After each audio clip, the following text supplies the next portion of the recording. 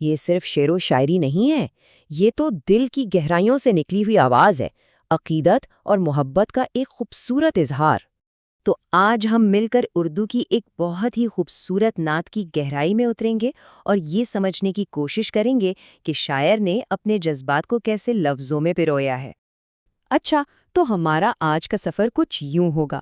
پہلے ہم دیکھیں گے کہ نعت کیا ہوتی ہے، پھر اس کے خاص پیغام کو سمجھیں گے، اس کے بعد نبی اکرم صلی اللہ علیہ وآلہ وسلم کے بلند مقام کی بات ہوگی، پھر ان کے آسمانی سفر کا ذکر، اور آخر میں ہم جانیں گے کہ دونوں جہانوں کی کامیابی کا راز کیا ہے۔ تو چلیں شروع کرتے ہیں پہلے حصے سے، اور سب سے پہلے یہ سمجھتے ہیں کہ آخر یہ نعت ہوتی کیا ہے اور اسلامی ادب میں اس کی اتنی اہمیت کیوں ہے۔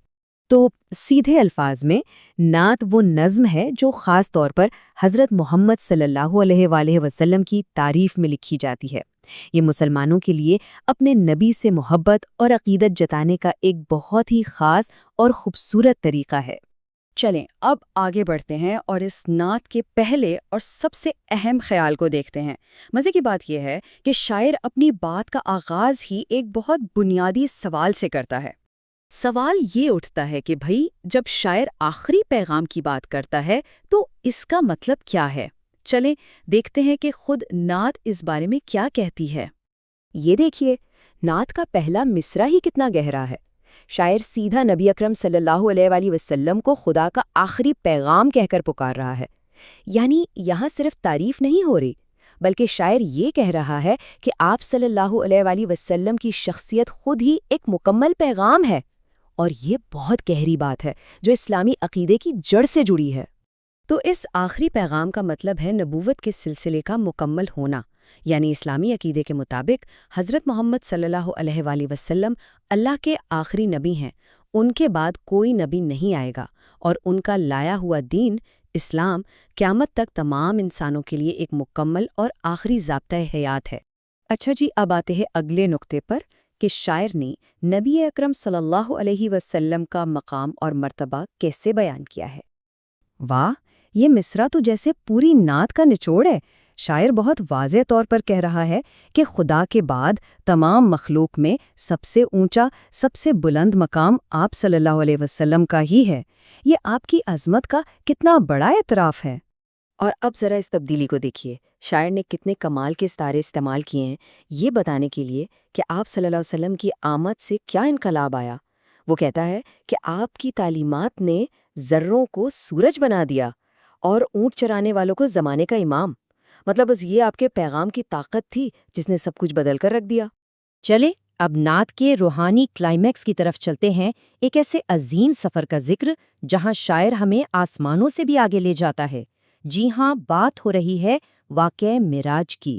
تو لیلۃ الاسریٰ، جسے ہم شب معراج بھی کہتے ہیں، یہ وہ معجزاتی رات ہے جب نبی اکرم صلی اللہ علیہ وآلہ وسلم کو مسجد الحرام سے مسجد اقصیٰ اور پھر وہاں سے آسمانوں کے سفر پر لے جایا گیا۔ یہ واقعی ایک بے مثال معجزہ ہے۔ شاعر نے اس واقعے کو بہت ہی خوبصورتی سے نظم کیا ہے۔ وہ بتاتا ہے کہ معراج کے سفر میں ایک مقام آیا، سدرۃ المنتہا، یعنی وہ آخری حد جہاں تک کسی کی رسائی ممکن ہے، یہاں تک کہ فرشتوں کے سردار حضرت جبرائیل علیہ السلام وہ بھی وہاں رک گئے۔ لیکن نبی اکرم صلی اللہ علیہ وسلم کا مقام اس سے بھی آگے تھا، اور آپ اس حد کو بھی پار کر کے آگے تشریف لے گئے۔ اچھا، تو اب ہم آتے ہیں اس تجزیے کے آخری حصے کی طرف۔ یہاں شاعر ان تمام اونچی باتوں کو ایک عملی نتیجے پر لاتا ہے، یعنی ایک عام انسان کے لیے کامیابی کا راستہ آخر ہے کیا؟ تو نعت ہمارے سامنے ایک بڑا اہم سوال رکھتی ہے کہ اس دنیا اور آخرت یعنی دونوں جہانوں کی کامیابی اور بھلائی کیسے حاصل کی جا سکتی ہے۔ اور اس سوال کا جواب نعت کے بالکل آخری مصرعے میں ہے۔ شاعر کے مطابق اصل کامیابی تب ملتی ہے جب کوئی شخص خود کو محمد صلی اللہ علیہ وآلہ وسلم کے غلاموں کا بھی غلام سمجھنے لگے۔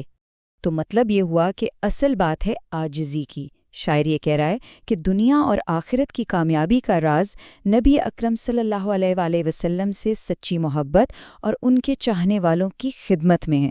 اور یہ صرف کوئی جذباتی بات نہیں ہے، بلکہ یہ زندگی گزارنے کا ایک پورا طریقہ ہے جو کہتا ہے کہ جھکنے میں ہی اصل بلندی ہے، خدمت میں ہی کامیابی ہے۔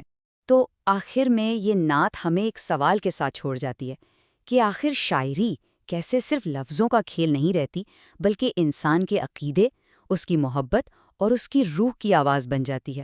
یہی وہ طاقت ہے جو فن کو عبادت کا درجہ دے دیتی ہے۔